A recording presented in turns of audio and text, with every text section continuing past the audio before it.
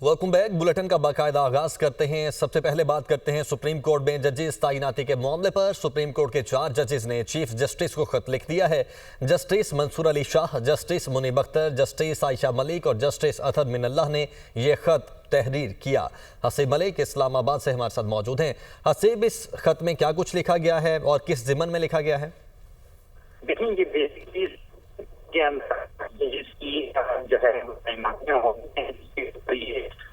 किया गया। हसीब, आपसे दोबारा रब्ता करने की कोशिश करते हैं। अभी आवाज़ में डिस्टॉर्शन आ रही है, तब तक अपने नाज़रीन को बताते चलें कि सुप्रीम कोर्ट के 4 जजेस ने चीफ जस्टिस को खत लिख दिया है। Justice Mansoor Ali Shah, justice Munib Akhtar, justice Ayesha Malik और जस्टिस अतर मिनल्लाह ने खत तहरीर किया है। खत में 10 फरवरी के जुडिशल कमीशन के इजलास को मौखर करने का मुतालबा किया गया है और खत में यह भी कहा गया है कि 26वीं तरमीम केस में आईनी बेंच फुल कोर्ट का कह सकता है। तो सुप्रीम कोर्ट के 4 जजेस ने चीफ जस्टिस को खत लिखा है। Justice Mansoor Ali Shah, justice Munib Akhtar, justice Ayesha Malik और जस्टिस अतर मिनल्लाह ने यह खत तहरीर किया है और इस खत में 10 फरवरी के जुडिशल कमीशन के इजलास को मौखर करने का मुतालबा किया गया है और यह कहा गया है कि 26वीं तरमीम केस में आईनी बेंच फुल कोर्ट का कह सकता है। हसीब मलिक ने हमें ज्वाइन कर लिया है एक बार फिर से। हसीब, बताइएगा डिटेल में इस खत में क्या कुछ लिखा गया?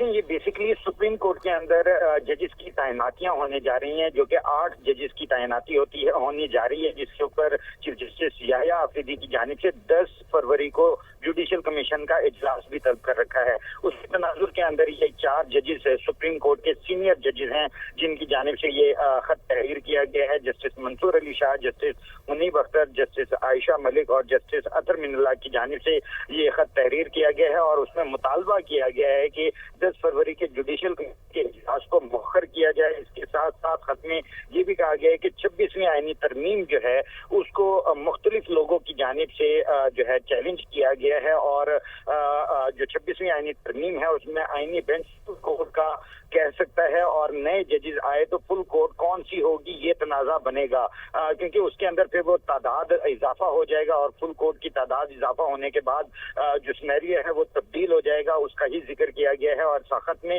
ये भी कहा गया कि इस्लामाबाद हाई कोर्ट में 3 जजेस जो है वो ट्रांसफर हुए हैं और आइन के मुताबिक नए जजेस का इस्लामाबाद हाई कोर्ट में दोबारा हल्फ लेना लाजिम है इस खत के मुताबिक। हसीब, बहुत शुक्रिया आपका। सिक्योरिटी फोर्सेस का गुज़श्ता शब खुफिया मालूमात पर ज़िला शुमाली वज़ीरिस्तान के इलाके दत्ताखैल में ऑपरेशन फायरिंग के तबादले में 3 ख़ारिज हलाक हो गए। ISPR के मुताबिक तीनों ख़ारिज बुरका पहनकर ठिकाने से फ़रार होने की कोशिश कर रहे थे। हलाक होने वाले ख़ारिज से असलहा और बारूद बरामद। ख़ारिज इलाके में दहशतगर्दी में मुलव्विस थे।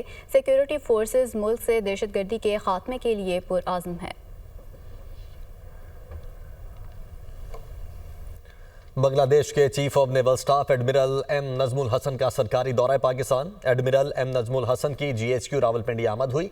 ISPR के मुताबिक एडमिरल एम नजमुल हसन की army chief general Syed Asim Munir से मुलाकात। बाहमी दिलचस्पी के उमूर, इलाकाई सलामती, दो तरफा दिफाई और सिक्योरिटी ताउन पर तबादला ख्याल। एडमिरल नजमुल हसन ने इलाकाई अमन इस्तेहकाम में पाकिस्तान के किरदार को सराहा है। एडमिरल नजमुल हसन की मश्क अमन 2025 और अमन डायलॉग के इनेकाद की तारीफ। एडमिरल एम नजमुल हसन ने खित्ते में अमन इस्तेहकाम के लिए पाकिस्तान के मुसल्लह अफवाज के कलीदी किरदार का भी एतराफ़ किया। वज़ीर-ए-आज़म शहबाज शरीफ कहते हैं कि 2 साल कबल शदीद सैलाब के बायस तबाही का सामना करना पड़ा। पाकिस्तान मौसमियाती तब्दीली से सबसे ज़्यादा मुतासरा मुल्कों में शामिल है। कॉन्फ्रेंस का मकसद मौसमियाती तब्दीली जैसे संगीन चैलेंजेस पर गौर करना है। पाकिस्तान की कार्बन के खराज की शरह 1% से भी कम है। शदीद सैलाब, ग्लेशियर्स का तेज़ी से पिघलाव और शदीद गर्मी की लहर का सामना करना पड़ता है। पाकिस्तान को गैर मामूली मौसमियाती तबाहकारियों का सामना है। वो ब्रीथ पाकिस्तान आलमी माहौलियाती कॉन्फ्रेंस से खिताब कर रहे थे। स्पीकर पंजाब असम्बली मलिक अहमद खान का कहना है कि जमहूरी अमल आवाम ही से मशरूत है। इसी सिलसिले में हम ऐवान के यूनिवर्सिटी के साथ सेशन रखेंगे। हम कम नुमाइंदगी वाले तबके के लिए टास्क फोर्सेस बनाएं। टास्क फोर्सेस से तमाम तबकों की यकसा नुमाइंदगी हो सके।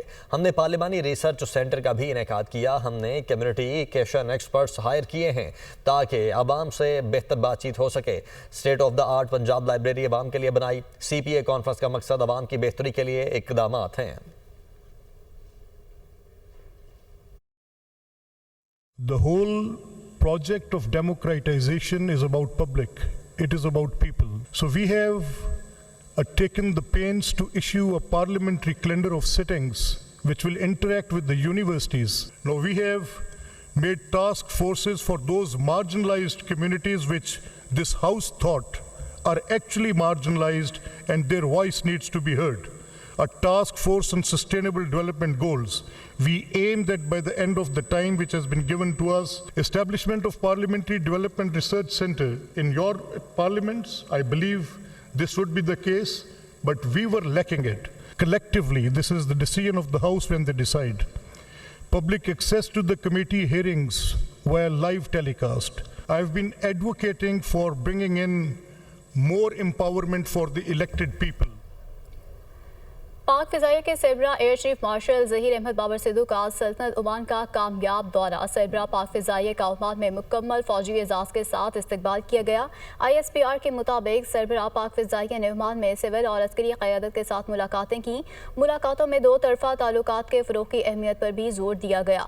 पाक फ़िज़ाइया के सरबराह air chief marshal Zaheer Ahmed Babar Sidhu का सल्तनत ओमान का कामयाब दौरा किया गया। सरबराह पाक फ़िज़ाइया का ओमान में मुकम्मल फ़ौजी एजाज़ के साथ इस्तकबाल किया गया। ISPR के मुताबिक सरबराह पाक फ़िज़ाइया ने ओमान में सिविल और अस्करी क़यादत के साथ मुलाकातें की।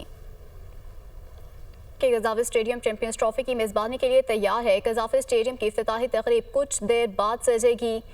इफ्तिताही तक़रीब में अली ज़फ़र, आयमा बेग और आरिफ लोहार परफॉर्म करेंगे। लाइव शो और आतिशबाजी का भी शानदार मुज़ाहरा किया जाएगा। बात करने के लिए हमारे साथ कज़ाफ़ी स्टेडियम से ही मौजूद हैं उसामा गौरी। उसामा, बताएगा कैसी गहमा गहमी दिखाई दे रही है? कज़ाफ़ी स्टेडियम में स्टेज बिल्कुल सज चुका है और सिटी बजने में थोड़ा ही वक्त बाकी है और इस वक्त शायकीन क्रिकेट का एक तूफ़ान कज़ाफ़ी स्टेडियम की जानिब उमड़ रहा है। कई शायकीन क्रिकेट कई इनक्लोजर्स में बैठ चुके हैं और थोड़ी ही देर में कज़ाफ़ी स्टेडियम लाहौर का बाकायदा तौर पर इफ्तिताह किया जाएगा, जिसके मेहमान खुसूसी पाकिस्तान के वज़ीर आज़म मियाँ मोहम्मद शहबाज शरीफ होंगे। उनके साथ दीगर वफाकी वज़रा भी होंगे। मेरे कैमरा मैन अगर आपको थोड़ा सा दिखा दें, स्टेज बिल्कुल सामने सज चुका है। शायकीन क्रिकेट की बड़ी तादाद यहाँ पर मौजूद है और कुछ इनक्लोजर जो कि फैमिली के लिए मुख्तस किए गए थे, इमरान खान और फजल महमूद इनक्लोजर्स में फैमिलीज़ की आमद का सिलसिला जारी है, लेकिन जो जनरल इनक्लोजर्स हैं वहाँ पर बड़ी तादाद में शायकीन क्रिकेट आकर दाखिल हो चुके हैं। इसी चैंपियंस ट्रॉफी की रूनुमाई भी यहाँ पे होगी, जबकि ट्राई नेशन सीरीज़ के लिए कल यहाँ पर पाकिस्तान और न्यूजीलैंड की टीमें मद्दे मुकाबिल होंगी। दोनों टीमों के दरमियान ट्राई नेशन सीरीज़ का पहला मैच इसी कज़ाफ़ी स्टेडियम में होगा, जो बिल्कुल मुकम्मल तौर पर गिराकर नया बनाया गया है। जी। और चेयरमैन PCB मोहसिन नकवी ने कहा है कि कज़ाफ़ी स्टेडियम की तामीर नौ के लिए दिन रात काम किया गया। सोशल मीडिया पर मनफी प्रोपेगेंडा के बावजूद नामुमकिन को मुमकिन कर दिखाया। स्टेडियम की तकमील के लिए पूरी टीम ने अनथक काम किया। वज़ीर आज़म से कहेंगे इन वर्कर्स के लिए अवार्ड्स का ऐलान करें। चेयरमैन PCB का कहना था कि पाकिस्तान मोहम्मद रिजवान की क़यादत में चैंपियंस ट्रॉफी जीतेगा। आज का दिन PCB के लिए, पाकिस्तान के लिए और हर उस बंदे के लिए जिसने इस स्टेडियम की कंस्ट्रक्शन में हिस्सा डाला है, उसके लिए ये बड़ा खुशी का और फ़ख्र का दिन है। हर वो मज़दूर, हर वो बंदा जिसने यहाँ पे, अभी एक लड़के से मैं मिला हूँ, वो कह रहा है मैं 2 महीने से घर नहीं गया। किस हालत में यहाँ पे रह रहे थे, किस तरीके से वो काम कर रहे थे, 12-12 घंटे 14-14 घंटे यहाँ पे काम कर रहे थे, दिन रात एक करके इस मुल्क के लिए, इस मुल्क का नाम रोशन करने के लिए काम किया है। इसकी जज़ा इनको अल्लाह ताला दे सकते हैं। हम रोज़ सोशल मीडिया के प्लेटफॉर्म पे कहीं ना कहीं किसी ना किसी तरीके से सुनते थे कि ये किसी तरीके से होगा नहीं, मुमकिन नहीं है, इतने दिनों में क्या, इतने दिनों में कैसे मुमकिन हो सकता है सारा कुछ। आज प्राइम मिनिस्टर साहब आ रहे हैं शाम को इफ्तिताह के लिए। मैंने उनसे भी यही दरख्वास्त करनी है कि वो जो लोग जिन्होंने इसमें आउट ऑफ द वे जाके काम किया है, उन सबको अवार्ड्स अनाउंस करके जाएं और इंशाल्लाह मुझे उम्मीद है कि वो इंशाल्लाह अनाउंस करके जाएंगे इंशाल्लाह ताला। चेयरमैन पीसीबी मोहसिन नकवी की जानिब से 1500 से ज़्यादा वर्कर्स के एजाज़ में ज़ोहरान अब मोहसिन नकवी ने मजदूरों के साथ उनकी नशिस्तों पर जाकर मुलाकात की और लंच किया।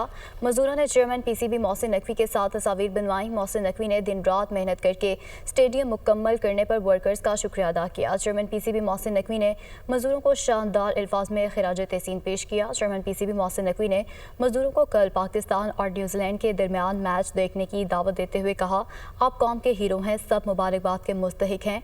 कज़ाफ़ी स्टेडियम आपका स्टेडियम है। कज़ाफ़ी स्टेडियम को रिकॉर्ड मुद्दत में मुकम्मल करने में आपकी दिन रात की मेहनत शामिल है। Chairman peoples party Bilawal Bhutto ने कहा कि पाकिस्तान और अमेरिका के अवामी राब्ते मजबूत किए जाने चाहिए। हमें मजहब की तकसीम की बजाय इत्तेहाद के लिए देखना चाहिए। अमेरिका में मुक़ीम पाकिस्तानियों के साथ मिलकर मजीद काम करने की गुंजाइश है। मुआशरे को तकसीम से बचाने के लिए इस तरह के बैनुल मज़ाहिब प्रोग्राम अहम हैं। वज़ीर ख़ारजा नहीं, तमाम मुलाकातें ज़ाती हैसियत में हैं। वो अमरीकी सदर ट्रंप के दुआया नाश्ते में शिरकत के बाद मीडिया से गुफ्तगू कर रहे थे। क्लोजिंग फंक्शन से मैंने खिताब किया है और बहुत ही अच्छा इंटरफेथ का एक मौका है जहाँ मुसलमान हो या क्रिश्चियन हो, दुनिया भर में से लोग यहाँ आते हैं और हमें मज़हब को अपने आप को तकसीम करने के बजाय हम सबको मुत्तहिद करने के लिए, एक इत्तेहाद पैदा करने के लिए सियासतदानों को मज़हब को इस लिहाज से देखना चाहिए, ना कि वो मज़हब को इस्तेमाल करे हमें तकसीम करने के लिए या अपने मुआशरे को तकसीम करने के लिए। और मैं समझता हूँ कि इस किस्म का इंटरफेथ जो मौके हैं ये बहुत इम्पोर्टेंट है। मैं अभी पाकिस्तान का वज़ीर ख़ारजा नहीं रहा हूँ, तो मेरा जो भी काफ़ी मुलाकातें हुए हैं यहाँ, मगर वो तमाम मुलाकातें कोई ऑफिशियल कैपेसिटी में या ऐसे कोई कैपेसिटी में नहीं हो, वो अपना पर्सनल कैपेसिटी में हुए हैं। 9 मई से 8 फरवरी तक के वाक़यात पर हर किसी का मौक़िफ़ मुख्तलिफ है। सियासत में तहम्मुल और बुर्दबारी कामयाबी की अलामत है। हमें तंग नज़री से इज्तनाब करना होगा, खुले जहन से ही हक़ाइक़ को तस्लीम करना होगा। वज़ीर दिफ़ा ख़ाजा आसिफ का 9 मई से 8 फरवरी तक किताब की तकरीब रूनुमाई से खिताब। कहा, मौर्रख कभी हक़ाइक़ से पर्दापोशी नहीं करता। 9 मई से लेके 6 फरवरी तक जो भी वाक़यात हुए, मैं उनको अगर बयान करना शुरू करूँगा तो उसमें फिर मेरी अपने ओपिनियन का जो है आमेज़श हो जाएगी, उसका रंग जो है वो ज़्यादा चढ़ जाएगा मेरी गुफ्तगू के ऊपर, इसलिए मैं उससे गुरेज करूँगा। लेकिन उसकी मुख्तलिफ वर्जन्स होंगी, मेरा ओपिनियन होगा, आप में बहुत से लोगों का ओपिनियन जो है मुख्तलिफ होगा मुझसे। मैंने लिखा है उस ट्वीट के अंदर कि ये मेरी आज़ादी राय का जो हक़ है वो सल्ब किया जाता है जब ये इस तरह की सेंसरशिप लगाई जाती है। कहीं ना कहीं वक्त ज़रूर आएगा जब हम लोग अपने नैरो ऑब्जेक्टिव से बुलंद होके एक बड़ी तस्वीर को जो है देख सकेंगे, एक छोटी छोटी तस्वीरों को जो है ना देखने की बजाय। आप कंटेम्प्रेरी जो है एक हालात को नाजरीन या कारीन के सामने जो है पेश कर रहे होते हैं। तारीख़ लिखना जो है वो हाइंडसाइट का काम है, कंटेम्प्रेरी काम जो है वो सहाफ़त कहलाती है। जब सहाफ़त कॉम्प्रोमाइज़ हो जाए तो कुछ भी ठीक नहीं हो सकता।